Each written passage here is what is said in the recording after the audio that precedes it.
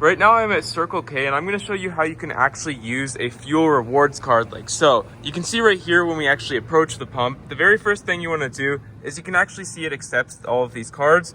But if it's on your Apple Wallet or Samsung Wallet, you can actually just add it right here just by opening it in your phone and tapping it. Or you can actually use your fuel rewards by typing in your mobile number on the screen like so. You just want to click on this and then you want to enter in your mobile number using this pin pad like so. And once you actually enter it in, it will give you discounts on your fuel rewards. This is assuming that you've actually signed up using the Circle K gas rewards app. I recommend getting it because you get a lot of discounts very frequently.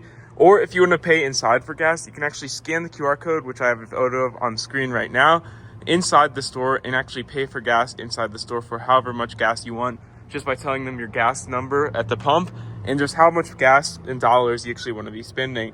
And once you basically scan that in store, it'll automatically get as your rewards just in the app, and it'll just add up and give you all these discounts and rewards versus just paying normally, just tapping your card and just filling up your car with gas.